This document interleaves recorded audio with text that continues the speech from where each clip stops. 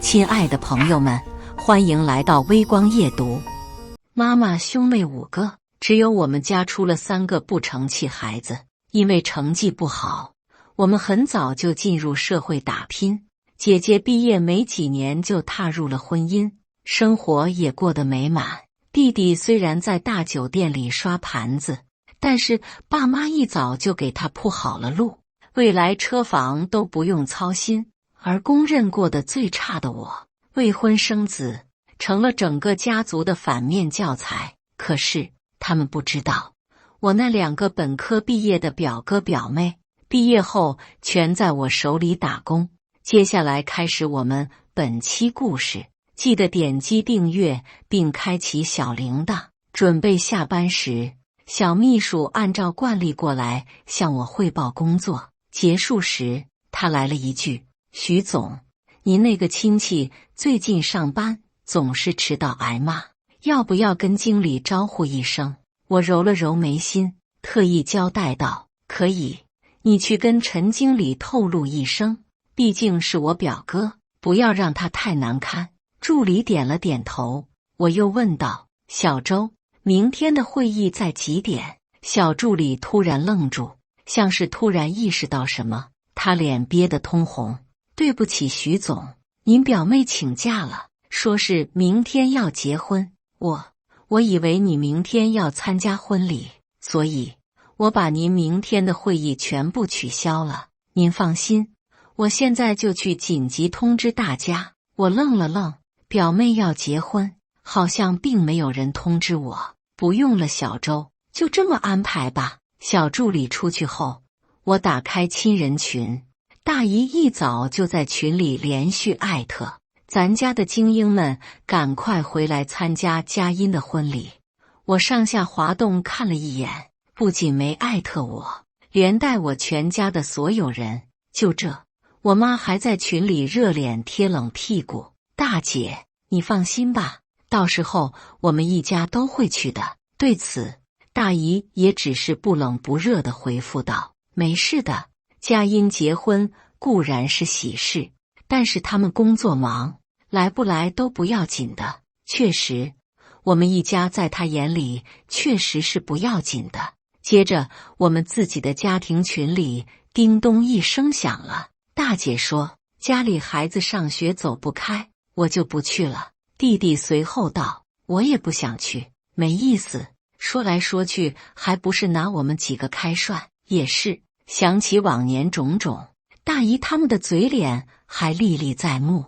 我顿了顿，在群里留言：“既然你们都不去，那我去。”刚说完，我妈就打来电话，没好气道：“你工作忙，你也别来了，明天我跟你大姨解释一下就行了。”我用很平淡的语气告诉她，我明天会准时到，表妹的喜酒我还是要喝的。说完，我就挂了电话。我知道我妈为什么不情愿让我过去。我们姐弟3人全部初中辍学不说，在亲戚里还是混得最差的。不过大姐虽然远嫁，生活倒也过得美满。弟弟在大酒店里给人刷盘子，但是爸妈一早就把他的车房问题解决好了。倒是我，在外人看来，初中学历混得不好，还带着一个娃，这不是上赶着让人笑话。其实这些年亲戚间的闲言碎语我也不是不知道，但是我正处在事业高峰期，也没工夫去跟他们澄清什么。也是运气好，初中辍学后，我在社会摸爬滚打了好多年，吃尽苦头。后来一次偶然的机会，我买的彩票中奖了。有了这笔钱，我本可以直接躺平，但是我深知坐吃山空的道理。我开始学着投资，1年时间，从创立公司、扩大规模，再到上市，我赶上了时代的风口。如今，我早已成为一位名副其实的女企业家。等到财务自由后，我终于静下心来，自考了一份本科文凭。去年我还跑到安国进修了一段时间，不过这些我也没告诉任何人，反正他们都看不起我，就连我爸妈也觉得我不行。我永远记得小时候去外公家做客，一家人全围着大舅大姨他们的孩子猛夸，我们3个被遗忘在角落里。后来妈妈经常数落我，你看看你表妹多争气，再看看你。每次人家说话，我都插不上一句，这句话也成了她的口头禅，一说就是10几年。直到年初的家庭聚会，大姨在饭桌上高兴地宣布，表妹毕业后进了一家非常有名大公司实习。大舅也开始炫耀儿子已经正式入职了晨星集团时，我才知道，原来表哥表妹现在正在我的分公司工作。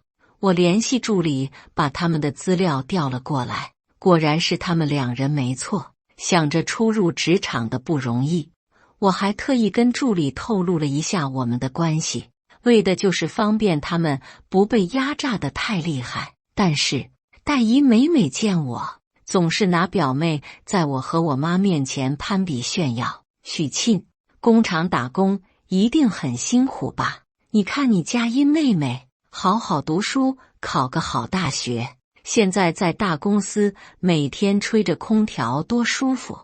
我们佳音从小就刻苦努力，以后找的男朋友也肯定是很优秀的。我妈总是一脸讨好，许沁就别提了，从小就没佳音聪明，还是大姐命好，生的孩子多省心。在亲戚眼里，我是单亲妈妈，独自一个人把孩子拉着大。我初中毕业后，一个人打3份工，每天忙得脚不沾地，还莫名其妙多了一个拖油瓶，硬生生把自己的路走窄了。这辈子除非找个老实男人愿意接盘，要不然我就完了。每年过节回家，这些话我听的都快背过来了。就连我妈对待我和姐姐他们的态度都不一样，说起话来从不顾及我的感受。尽管在她的认知里我过得非常不如意，却从来没有出手帮过我。刚生孩子那几年，因为手中没有周转资金，我求助妈妈，她不但不愿意帮助我，还把钱全部拿给弟弟买房子，又出资给大姐陪嫁了1辆车。所以后来我的事业慢慢做起来，也没跟家里透露过一点。其实表哥和表妹在公司的一些情况，助理也和我说过，很多次提到他们。小助理都是一副欲言又止的模样，很难不让人生疑。我问他怎么了，他才磕磕绊绊地告诉我，你那位表妹工作时间一个劲往卫生间跑，而且每次下班工作都没做完，就第一个冲出公司。还有您表哥，仗着在晨星入职2年，明目张胆的工作时间摸鱼不说，还骚扰女同事。郑经理因为你的缘故，也拿他没办法。每次我听到这些负面言论，都想着那层血缘关系，摆手认他们去了。其实当初表哥若不是我的关系，裁员的事早就安排到他头上了。更不用说他们部门还是内卷的比较严重，换做其他人早就辞退了。还有表妹，在万千应届生里，她其实是最普通的那个，毕竟在海归硕士和国内985毕业的精英面前，她的简历实在有些不够看。想到这，我可以肯定，表妹肯定不知道我是这家公司的老板，要不然打死她也不会来我这里实习。命运弄人啊！感叹命好的同时，我的手机震动了起来，是我妈打来的。许沁，你买到票了吗？我看了看时间，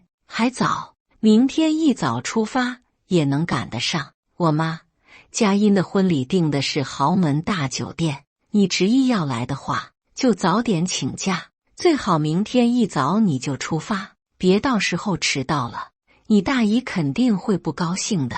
说完，我还没回答，我妈就急匆匆地挂了电话。我长呼了一口气，不过这时又有一个电话打了进来。几番调整好情绪，我接通了电话，是我雇的司机陈叔打来的。徐总，您明天出行需要开哪辆车？我去提前保养一下。我揉了揉眉心，疲惫道：陈叔，您自己看吧，都行。结果刚挂断电话，我妈又打了过来，气呼呼道：许沁，你为什么挂我的电话？下一秒抱怨声接连响起，你怎么脾气那么大啊？我也是好心提醒你，结果你竟然不耐烦。你看看人家佳音，从小就乖巧懂事，你大姨以后就等着享女儿的福了。我皱着眉头，有些烦躁，要不是怕她一个人过去孤单，这婚宴真的不去也罢。我低声道：妈，刚才在忙工作。我也懒得解释了，因为我妈这个人一向认死理，说的再多也能让她倒打一耙。得，我也不管你了，明天记得收拾的利索一点，孩子最好别带来。一个未婚女性带个孩子，我的脸都被你丢尽了。我挂了电话，我妈给我发来一个定位，看着酒店的名称，我总觉得有些眼熟，好像从某个人的嘴里提起过，不过我也没工夫去深想。第二天一早，陈叔过来接到我和女儿后，我随手就把定位发给了他，谁料他看了一眼后八卦道：徐总，这酒店是不是你给你家亲戚找的？有您在，顾总肯定便宜不少吧？他这么一说，我才猛然想起来，这酒店是我一个好朋友家的产业，顾成武，富家公子哥，在我创业初期，在一次饭局上认识的，后来发展成了男朋友，但最终因为家境的悬殊，我们分手了。不过我们属于和平分手，分开了依然还是好朋友的那种。想着好久不见了，我给他发去了消息：顾总，今天我去你们家酒店参加婚宴，结束后喝一杯。没一会，顾成武就回复我了：好啊，到了记得报我名字，直接去套房入住，我忙完就过去找你。我勾了勾唇，谢谢顾总。快到酒店时，我看了看时间，距离婚礼开始还有半个多小时。陈叔，你把我放下来吧，你直接回去吧，到时候我和宝宝自己回去就行。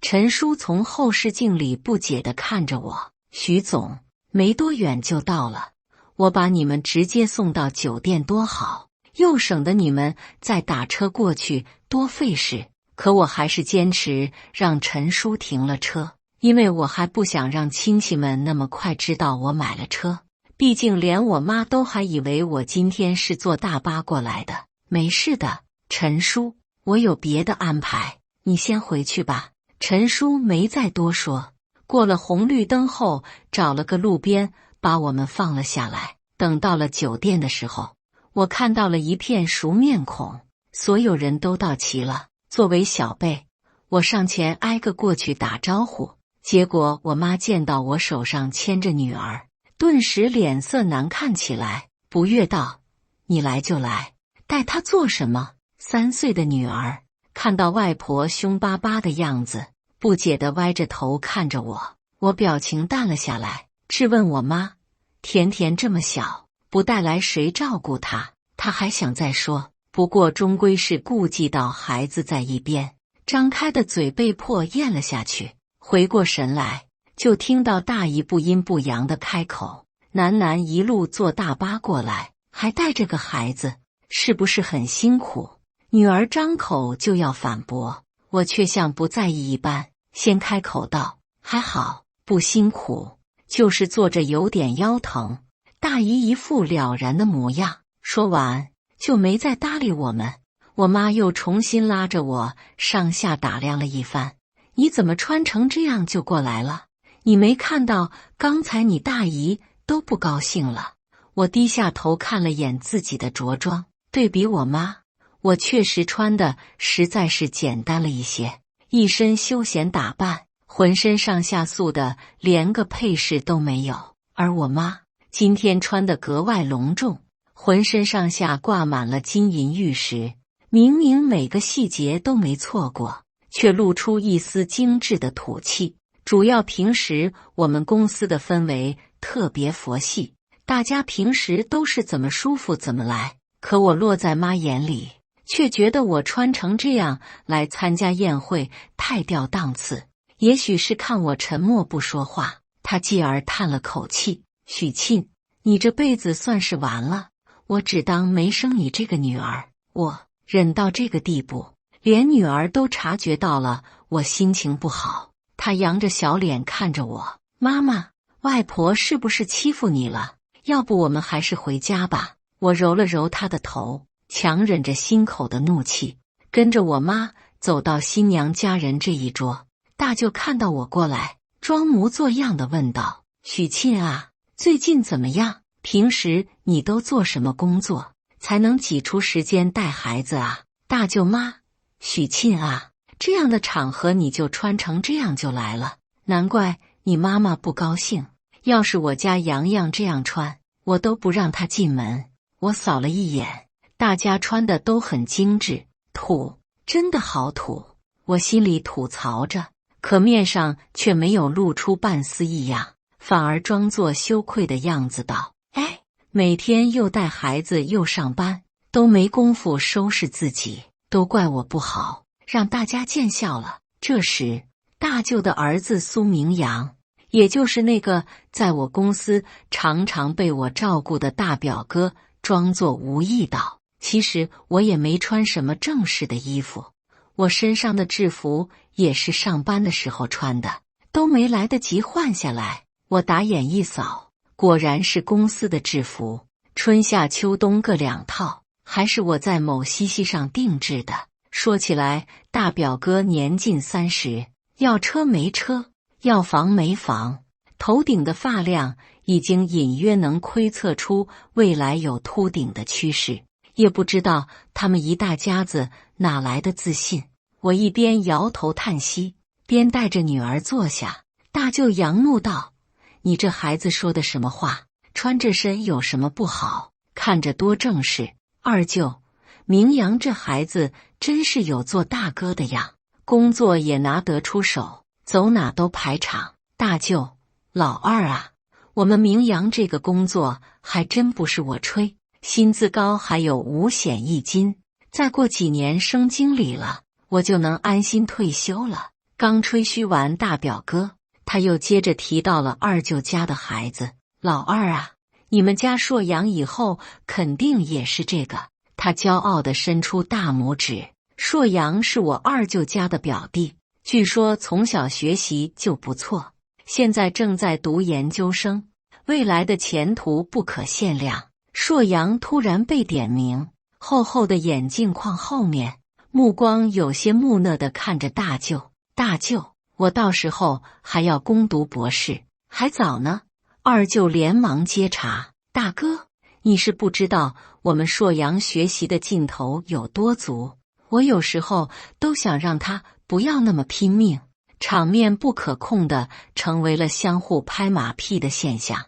我妈见状，偷偷地戳了戳我的胳膊肘，我有些不解，她便焦急地皱着眉冲我使眼色。我后知后觉，我妈这是想让我趁这个机会巴结巴结几位表亲，毕竟在这么多优秀的同龄人中，就属我现在在低下缘徘徊，巴结好他们，说不定就能捞到一份体面的工作。我其实心里压根就不愿意热脸贴冷屁股的跟他们多交流，但耐不住我妈频频的向我递眼色，只好端起酒杯客套道：“大舅、二舅、三姨，在座的表哥表妹们都是人中龙凤，咱们都是一家人，以后还要多提携提携我啊！”气氛有一瞬间的滞凝，以至于尴尬到冷场了。3秒钟后，大舅碍于我妈的面子，才把杯子端了起来，而2位舅妈就没那么客气了，磕着桌上的瓜子皮肉不孝道：“亲戚之间，平日里不来往，有事了才来让帮忙，哪有那么好的事？”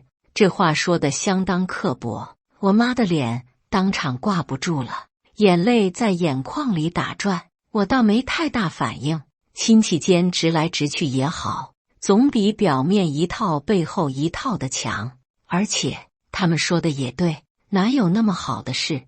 二舅这时也不冷不热道：“你别怪我当舅的说话不好听，在厂里能有一份工作，就不要挑三拣四了。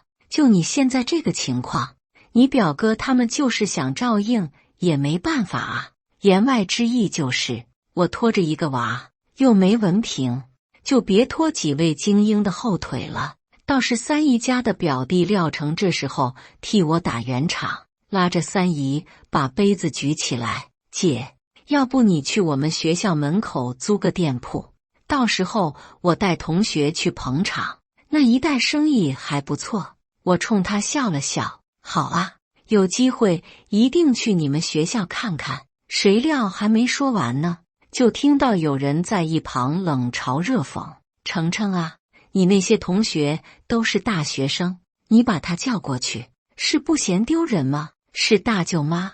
从我坐下来，他就没用正眼看过我。我心里默念了一句莫生气，没有理会他。丢人是吧？这年头没工作才丢人。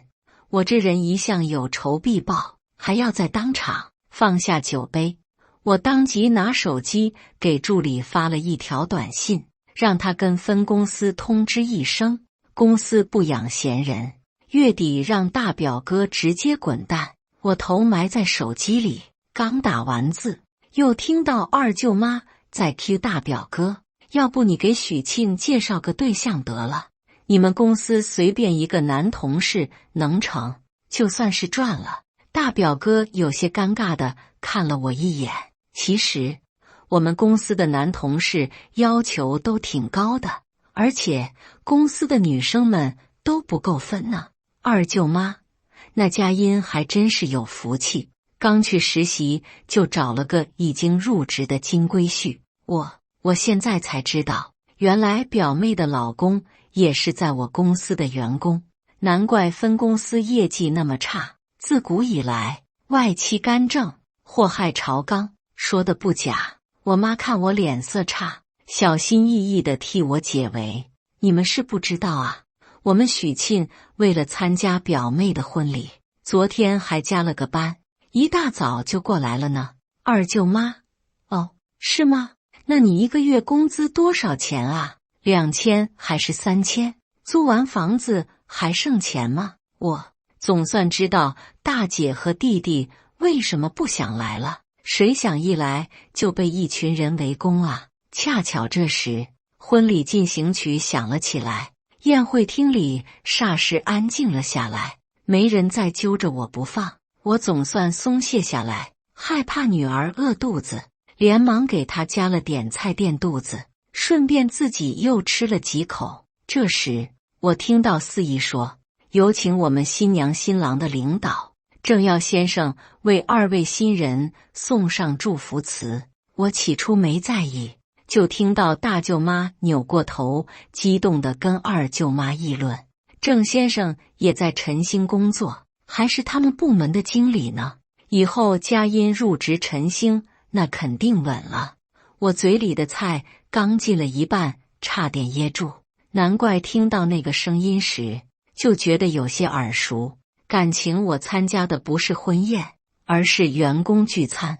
不过这位郑经理倒是在总公司开过很多次会，我有些担心，等下万一他跟我打招呼怎么办？想到这，我把头埋得更低了。我妈看我弯腰驼背吃东西的样子，还小声嘱咐我，要吃就大大方方的吃，别一副小家子气的模样，还以为没吃过好东西呢。我参加婚宴好心累，结果怕什么来什么。我刚抬头，郑经理的目光好像已经看到了我，他激动地冲我打了个招呼，那热情劲恨不得直接冲过来找我握手。我任由他独自雀跃，静静地埋下头，用手机给他发去低调2字。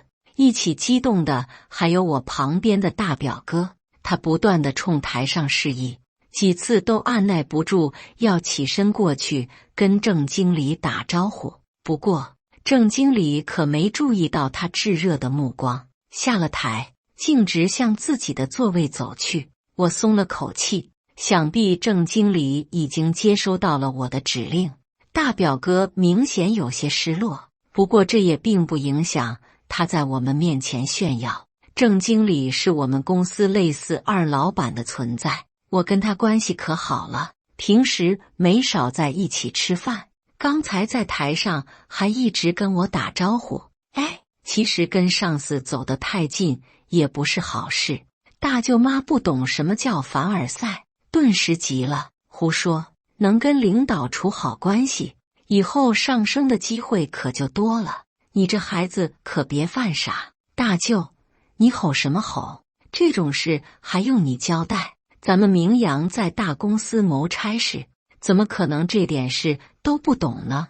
二舅妈，这么看，明阳很快就能升上去了，到时候年入100万不是问题啊。三姨也忍不住眼红，到时候可别忘了三姨有多疼你啊，可记得提携提携你表弟。场面十分和谐热闹，只有我和我妈被晾在一旁插不上嘴。直到大家讨论结束时，我妈羡慕道：大嫂有福气啊，明阳真是有出息。可大舅妈一副高高在上的模样，压根就没有要搭理我妈的意思。我妈的笑容僵在脸上，尴尬地看了看我。我举起面前的酒杯，发自内心地说道：大表哥，我敬你一杯，祝你升职加薪，年薪100万，来年换个大别墅。大表哥也志在必得地应下这句话，他干了杯中酒，发表感言：你们还年轻，以后有的是机会。对，我有的是机会干你。台下宾客举杯痛饮，台上已经进行到了婚礼的最后一个环节。表妹手里拿着麦，不知什么时候已经热泪盈眶。她首先感谢了父母的养育之恩，然后她又提到了新郎。她说新郎是她人生中的贵人，将来一定要与他比肩同行。接着他又感谢了郑经理，吹了好大一波彩虹屁后，呜咽的几乎发不出声音。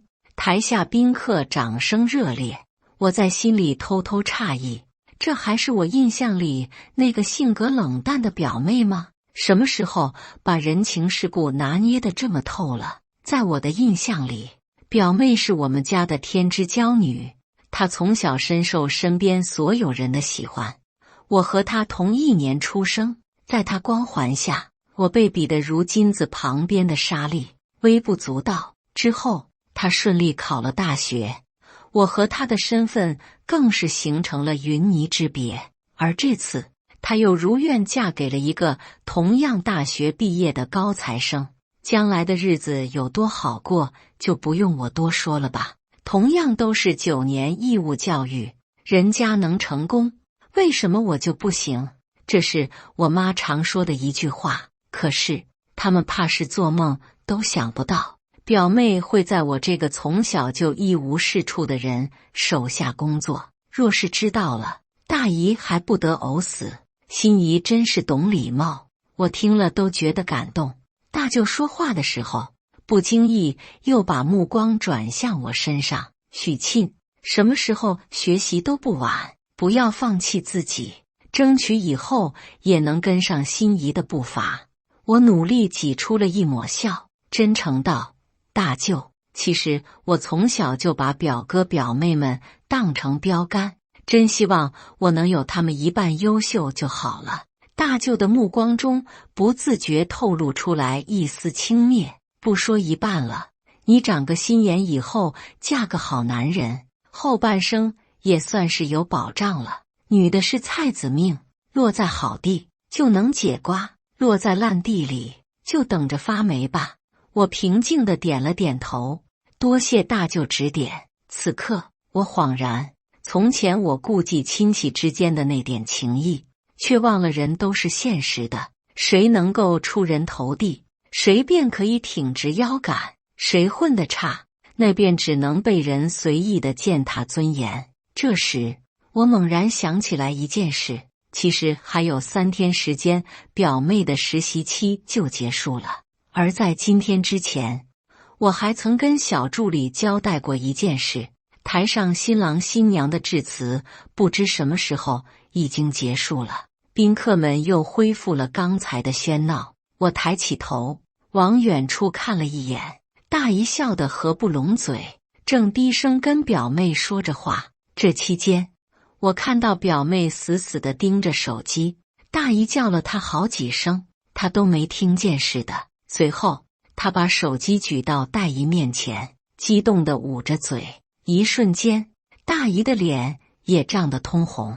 看到这一幕，我心中明了，想必是表妹正式入职陈星的通知到了，喜上加喜，这便是我送给表妹的新婚礼物。我收回目光，却不经意瞥到了隔壁桌郑经理炙热的目光。他举起酒杯向我隔空示意，面对下属那期待的小眼神，我也不好再装看不到了，举起酒杯与他微微点头。好在我们这桌没人关注我在做什么。这时，大舅作为长辈，终于发话道：“好了，大家动筷吧，我和女儿刚才已经吃饱了。不过，为了不让人挑毛病，我又加了几口菜。”这时，微信群里突然弹出来了一条消息：“大姨，佳音已经收到了陈星集团的入职邀请，从今天开始，她正式成为陈星集团的一员。”说完，他又补了一句：“其实离实习期结束还有1个星期的时间，在所有实习生中，只有我们佳音提前接到通知。”这条消息瞬间让群里炸开了锅，大家也顾不上吃饭了，纷纷把头埋进手机里，你一言我一语地拍起马屁。最后，大家把这份功劳归功于郑经理。大舅突然大手一挥，吩咐大表哥明阳：“你快去把郑经理请过来。”我眼皮一跳，还未阻止，大表哥就蹭地站起来，走到了郑经理那桌。余光中，我看到郑经理端着酒杯，大步地向我们这桌走过来。我也难得看到从来高高在上的大舅，在郑经理面前表现的那叫一个毕恭毕敬。郑经理啊，我们家的几个小辈能在陈星立足，全仰仗郑经理提携啊！这次佳音的事，也多谢郑经理了，以后我们都是一家人了。郑经理一头雾水，好几次欲言又止的往我这瞟，都被大舅打断。听说郑经理是新郎官那边的表亲，那以后我们都是亲戚了。郑经理往我这边瞄了一眼，十分客气道：“叔叔，该我敬你一杯，能跟你们亲上加亲是我的荣幸。”大舅的脸涨得通红，正要与郑经理深入建立感情时，结果台上司仪突然叫到了郑经理的名字。原来是到了抽奖环节，新郎官把这个名额留给了郑经理。大舅有些失落地坐了下去，大表哥则在一旁激动地坐立难安。我正打算问问他，郑经理平常跟他的关系怎么样，话还没出口，就被大姨的声音打断。他从兜里掏出了2张房卡，一张给了大表哥，一张给了表弟，可唯独像是没看到我一般。所以在他准备离开时，我发出顿感3连：“大姨，我怎么没有？你不会忘了吧？那我今晚住哪里？”谁不是大老远赶过来的？迎上我的目光，他不冷不热地解释道：“许沁下午肯定要赶回去了吧？我就没给你订，路上注意安全。”我笑了笑：“大姨这是赶人呢，为了表妹的婚礼，我可是请了足足3天假呢。”大姨光速冷了脸，她没料到我会这么不识趣，当着一桌人的面，小声嘀咕道：“都说了来，不来都无所谓的，还请3天假，你妈也是，也不知道拦着点。”可转头，他又笑着看着大表哥他们：“明阳啊，以后你跟佳音在一起上班，可要互相帮助啊，争取咱这一大家子都进去。那老板以后见了你们不都得客客气气的？我简直被无语到了。感情他以为进去的人多，公司就成他们家开的了。我来了脾气，不依不饶地追问：大姨，我大老远过来，你不会不管我吧？可我妈却急了：你真请了3天假，我早就说了你带着孩子不来也行，你非不听我的。我实在咽不下这口气，反驳道：我平时工作量不大，所以去不去都行，这次等于带薪休假。听了我的话，大姨不自觉冷哼了一声：许沁，你从小学习成绩就是最差的，怎么现在还学会说大话了？你那点斤两，我们做长辈的谁看不出来？还带薪休假，你以为你是大老板啊？这话说的多少有点不尊重人。我心里升腾起一股怒火，不顾我妈的反对站了起来：大姨，我知道你看不起我们一家，但是做人要讲良心吧。当初要不是我妈，你怎么上的大学？哪来的工作？还不是她一个人辛辛苦苦打工，才给你们攒够学费，才有你们的今天。现在你们一个两个稍微过得好了，就开始瞧不起我妈了，这就是你们的教养。尘封多年的往事摆在台面上，我妈的眼眶也红了起来，气氛瞬间有些微妙，一桌人都说不出话来。片刻后，大舅一拍桌子：许沁，今天是大喜的日子，你不要胡搅蛮缠。我胡搅蛮缠，真是会倒打一耙。我妈生怕我再说出什么得罪人的话，连忙扯了扯我的衣角：许沁，你快别说了，等下婚礼结束你就回去吧，你带着孩子也不方便。大姨冷眼看着我，也不是我不愿意给你订房子，只不过这个酒店生意太好了，早就客满了。呵呵，多么冠冕堂皇的理由，难道整个江城就一家酒店吗？我不再坚持，冷冷道：那就不劳大姨费心了，我已经自己订好了房子。大姨随即冷笑了一声，看我的眼神也越来越疏远，所有人目光中的鄙夷也更加明显。一桌子中，我就像一个异类一般被排除在外，我也彻底跟他们杠上了。本来想今天参加完婚礼，跟他打声招呼就走了，但是现在我改变主意了，我给司机发去消息，让他明天上午再过来接我。一旁，我妈坐立难安地往大舅他们的身上挑，可没一个人理会他。一桌子人都被我生生得罪了，可我却觉得痛快极了。我只能说，良心这东西不是人人都有的。我替我妈曾经的付出感到不值，还有她懦弱讨好的表现，我也实在无法共情。但我还是希望她能早日看清大舅他们的嘴脸。台上，郑经理不知在玩什么游戏，就看到他在打开一张张纸条念号。这时，他高喊18号在谁手中？所有人都埋头看自己手中的纸条，我也没在意。结果就听到女儿奶呼呼地叫我：妈妈，这个是不是念8呀？我看了眼女儿手中的号码，果然有个8，前面还加个10。宝宝，你中奖了！女儿拉着我的手兴奋道：妈妈，我们快上台吧。台上郑经理也注意到了我们，他殷勤地向我招手，并澎湃道：恭喜许沁小姐抽中场内唯一的大奖。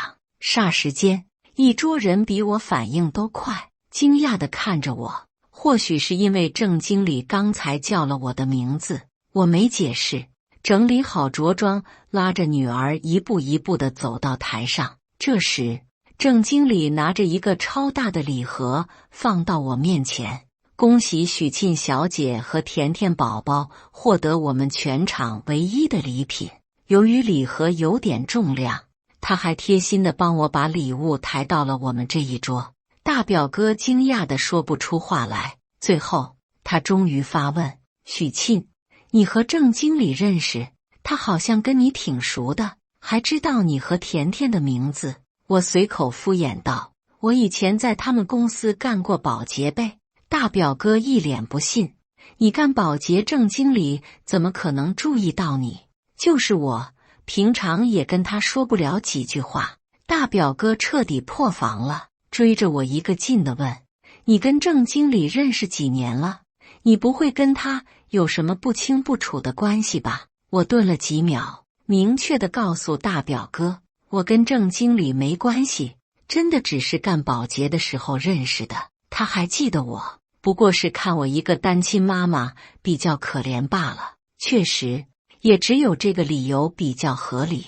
我几年前怀孕生娃，学历低又没啥本事，郑经理怎么可能看上我？想到这里，大表哥不再怀疑，也不再继续追问我。这时，大舅突然站了起来，因为不远处，郑经理正举着酒杯向我们这一桌缓缓走来。同一时间，大表哥也跟着一脸谄媚地站了起来。路过他时，郑经理拍了拍他的肩膀：小苏在我们公司表现得还不错，再接再厉啊！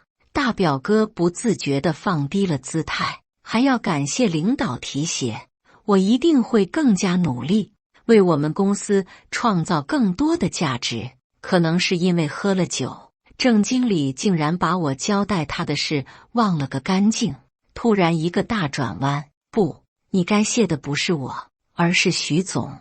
要不是他，你小子怎么能安安稳稳的在公司里摸鱼？什么？大表哥懵了，大舅也懵了，所有人都懵了，都没反应过来郑经理口中那个徐总是谁。不过郑经理才没工夫跟他解释，在所有人疑惑的眼神中，他迫不及待地越过大表哥，来到我面前，替我斟满酒，恭敬道：徐总，好不容易见到你，我敬你一杯，感谢您对我的提拔。我叹了口气，身份终究是瞒不住了。不过我也很给郑经理面子，举起酒杯一饮而尽。郑经理激动得双目赤红，似乎很珍惜这次单独见面的机会。我知道郑经理一直以来很想往总公司里调，但是总公司暂时满员，他这个愿望就一直没实现。不过略态优胜，能力突出的人总归是有机会的。郑经理，分公司你管理得很不错，公司肯定会看到你的付出的。我拿起酒杯，又重新给他的杯子里斟满了酒。来，郑经理，我也敬你一杯。可总有人看不清状况，觉得我太爱出风头。许沁，这里有你什么事？你别把郑经理灌醉了。是大舅满含怒气的呵斥声。在我的印象里，他的观念还停留在女人是不能上桌的吃菜的时代，更别说在这里跟男人敬酒。显然大表哥也遗传了他这点破毛病。他大声呵斥道：许沁，你发什么疯？郑经理哪有空跟你在这磨叽？郑经理被这么一打岔，顿时变了脸色。你这说的什么话？难道你不应该感谢徐总吗？我谢谢他。大表哥难以置信地扭头看着我，眼底的轻蔑怎么也掩盖不住。郑总，一个保洁您有必要这么抬举他吗？被不停地打断，郑经理有些不悦，但碍于我的面子，他还是客气地提点大表哥两句。什么保洁？这是我们公司的大老板，徐总。小苏啊，人要懂得感恩。如果没有徐总，以你的资历，怎么能在晨星安安稳稳这么多年？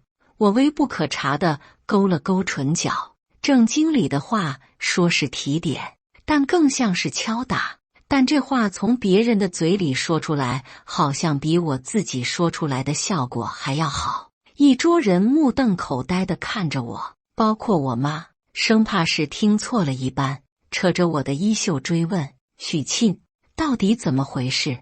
他说你是晨星集团的大老板。此刻所有人都目不转睛地看着我，生怕错过一丝一毫的信息。我平静道：“郑经理说的没错，晨星集团是我几年前创办的公司，但可笑的是，竟无一人为我感到高兴。”在座的脸上可谓是精彩纷呈，我妈的脸上更是意外居多，嘴张着半天都没合上。其实这对于他们来说本来是一件好事，可他们的表情里，我更多看到的是质疑和满满的嫉妒。他们可以接受任何人的成功，但唯独接受不了那个人是我。而郑经理也察觉到了不对劲，酒都跟着醒了几分，讪然道：“徐总，你的家人不会还不知道你的身份吧？”我淡定地点了点头。我这人比较低调，不喜欢张扬。此话一出，几乎是本能的群起攻之。大舅恼羞成怒地把筷子砸在桌子上：“许沁，你是不是觉得这样打脸长辈很有意思啊？开个公司竟然还瞒着掖着，有你这么做小辈的吗？”二舅：“就是当个老板了不起啊，把我们一个两个当猴耍是不是？”大舅妈：“呵呵，你一个初中毕业的人能当大老板，难不成背后是靠了什么人？”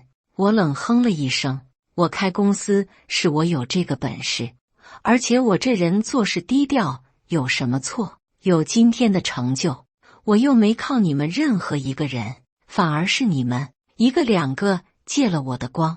他们被堵得脸色发红，可再也说不出什么话来。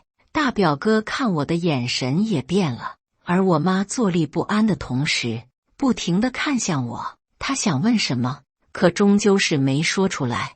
郑经理看气氛不妙，与我打了声招呼后，连忙从我们这一桌撤离，气氛越来越滞凝。很快，表妹带着新郎官过来敬酒，大姨满面春风地走在最前面。走到我们这一桌时，看到我们所有人默不作声，她难免有些奇怪：“怎么了？大喜的日子干嘛不说话啊？”所有人的目光齐聚在我身上，面色都有些难看。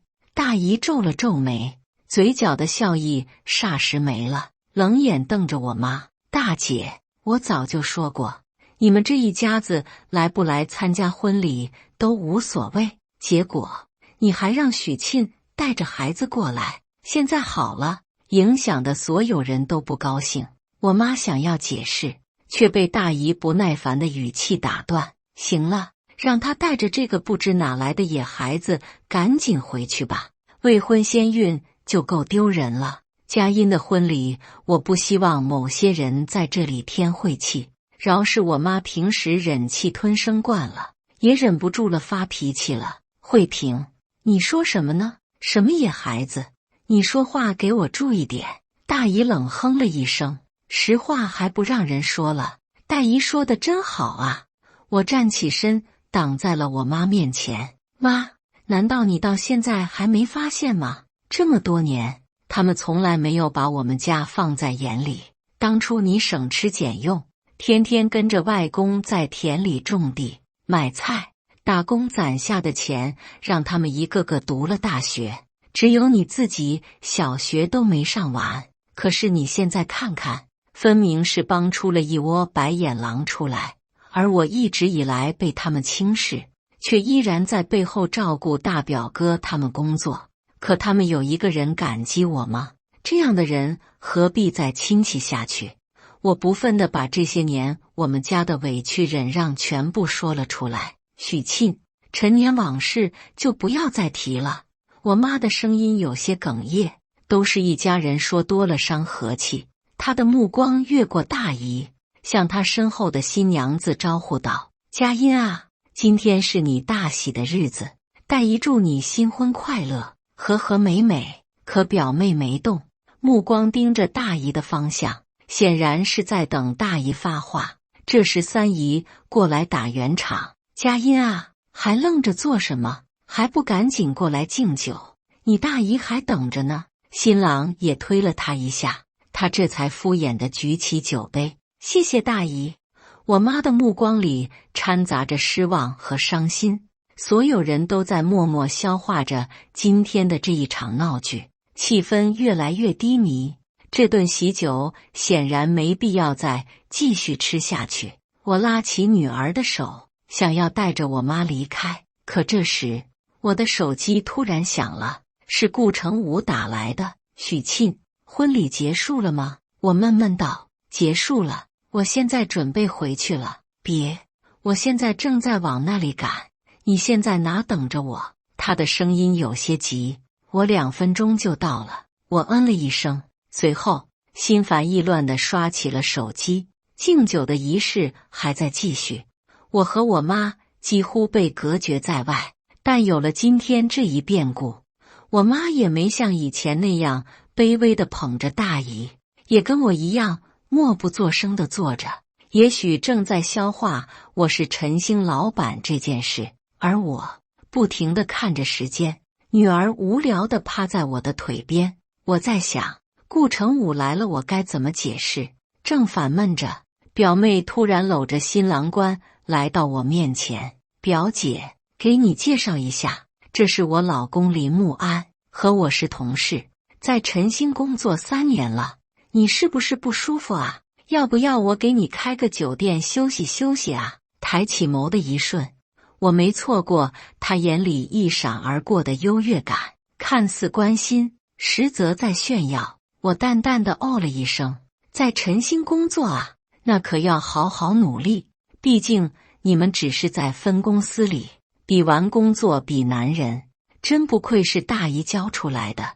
我举起酒杯一饮而尽，没再多说一句，继续埋头刷着我的手机。这时大厅里突然响起了一首家喻户晓的情歌，我正纳闷，就听到宴会厅外传来一阵惊呼声。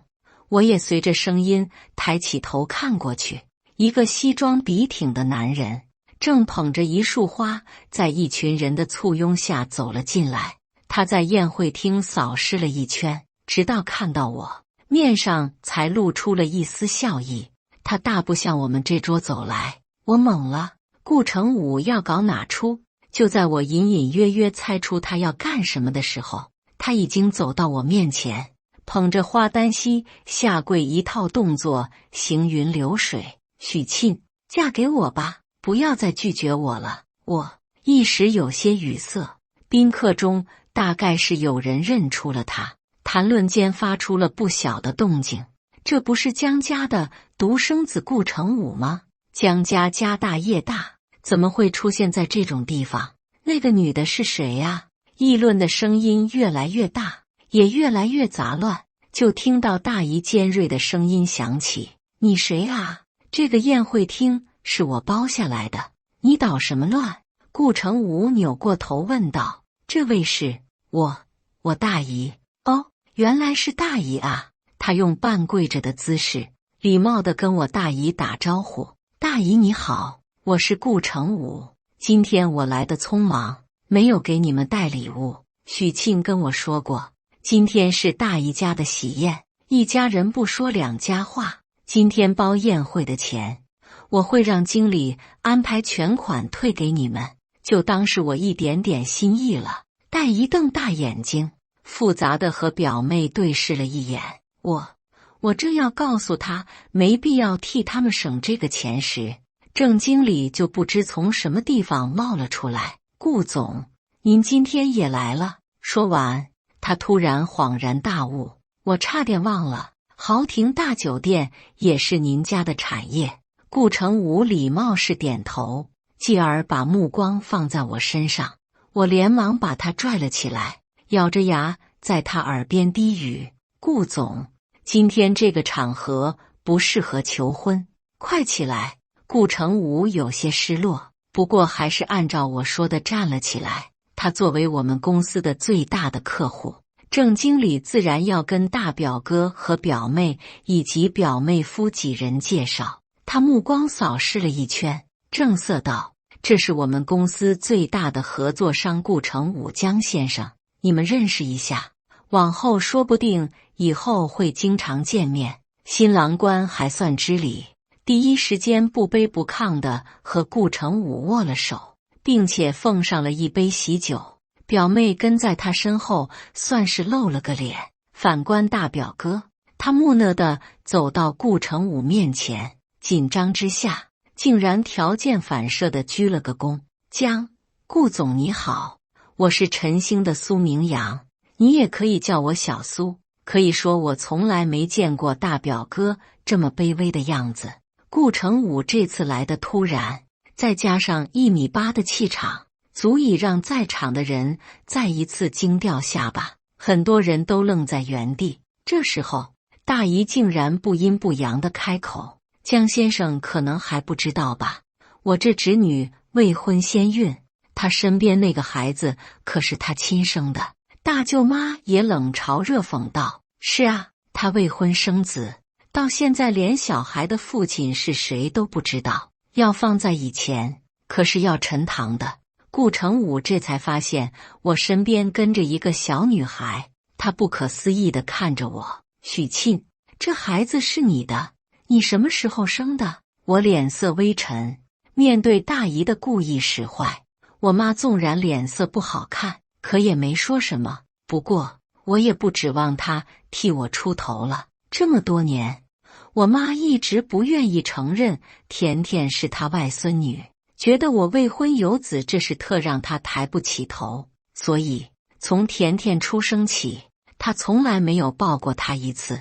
所有人都在期待着看我的笑话，就听到我大姨催促道：“许沁，你说实话啊，当着大伙面你也该说说孩子他爸到底是谁。”女儿似乎也感受到了恶意，哇的一声哭了出来：“妈妈，我要回家，我不喜欢这里。”我心疼地把她抱进怀里。关于孩子的父亲是谁这件事上，我在亲戚面前还从来没有松口过。我凝思了很久，终于看向众人，他们好像都巴不得看我丢脸，甚至巴不得我什么也不敢说，把顾成武吓退。可今天若是不说清楚，将来恐怕就没机会了。大家不是一直好奇孩子的父亲是谁吗？今天我就告诉你们他的父亲是谁。我长呼了一口气，转头看向顾成武：“孩子的父亲就在你们眼前，顾总，恭喜你，你当爹了。”此话一出，别说亲戚们惊呆了，就连顾成武都愣住了。他略带迟疑，惊喜地问我：“许沁，你说的是真的吗？”我摊了摊手，郑重道：“当初我们分手后，我发现自己怀孕了，不过为了你的清誉，所以就没说。”我妈彻底惊了：“你们谈过恋爱？”我点了点头。我和顾成武不仅谈过，还差点结婚了，只不过因为家境悬殊过大，我那时并不想嫁进江家做全职太太。就在分手后，我才发现我怀孕了。因此从女儿生下来的那一刻，她就一直被挂上野孩子的标签。我看着眼前的这群人，失望终于攒够了。从今天开始，我许沁跟你们这群势利眼亲戚再也没有任何关系。另外，苏明阳和林佳音从陈星除名，我会通知财务把你们的薪资结清。大姨听了却一脸轻蔑，她好像还不知道我是陈星老板这件事，连翻了几个白眼，讥讽道：“许沁，你不要以为你攀上了富二代就了不起了，难道你还能插手陈星内部的事？”可接下来郑经理的话却让他彻底打脸。他替我跟大姨解释道：“您可能还不清楚，您外甥女其实是我们陈星的老板，所以她完全有权利开除1-2个员工。还有您女儿提前入职这件事，也是徐总一手安排的，为的就是喜上加喜。”大姨人都懵了，反应过来，她恼羞成怒道：“许沁，所以你今天来就是为了故意炫耀的吗？你就是为了让佳音在这么多人面前丢脸吗？你为什么要阻拦她的前程？你就是故意的。”这时，郑经理打断他的话：“您实在误会徐总了，他不止一次的让我在工作上照顾苏明阳和林佳音他们2个人，如果不是徐总，他们2位一个早就被裁员了，另一个也不可能入职晨星。他瞳孔放大，呆愣在原地，似乎很难接受这个事实，嘴里一直喃喃着不可能，他怎么可能比佳音优秀呢？表妹也羞愤地呆在了原地。我冲郑经理抛去了一个赞赏的眼神。自从宴会上不欢而散后，我再也没有出现在那些所谓的亲戚面前。谁也没有料想到，就是我这么一个他们从来都看不上眼的人，有一天会凌驾在他们所有人之上。除了嫉恨，再无其他。我和顾成武的婚礼举行得十分盛大，但我没有叫任何亲戚，来的全是我的员工和客户。自那以后，我妈也不会抓着一件事情不停地打压我了，反而逢人就骄傲地说自己的女儿是晨星的老板。她对顾成武也是满意的不得了，对甜甜的态度更是180度的大转变，一口一个宝贝叫着。我没有揪着过去不放，反而给了他一大笔钱，让他用来养老。而大表哥那边，我听我妈说，他被辞退以后就受到了打击，天天在家喝酒打游戏。大舅安排他出去相亲，结果他眼高手低，还看不上别人，被很多媒婆拉入了黑名单。而表妹听说接受不了别的公司月薪3000的工作，现在在家做起了全职太太。1年后，我的公司经营得越来越大，影响力也越来越大。政府请我回家乡做宣传大使，还上了本地新闻。接着，我就收到大舅他们的邀请，他们通过我妈，想让我给表哥表妹他们几个介绍工作。这次，我接过我妈的电话，直接回怼：亲戚之间，平日里不来往，有事了才来让帮忙，哪有那么好的事？事后也只有三姨家的表弟廖成刚毕业就被我挖到了我们公司。我时刻铭记帮过我的人，也无法忘记那些在落魄时踩过我的人。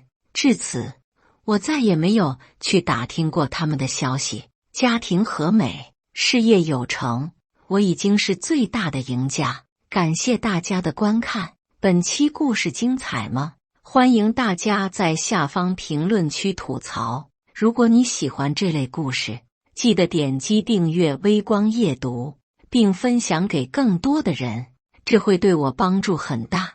再次感谢大家的观看。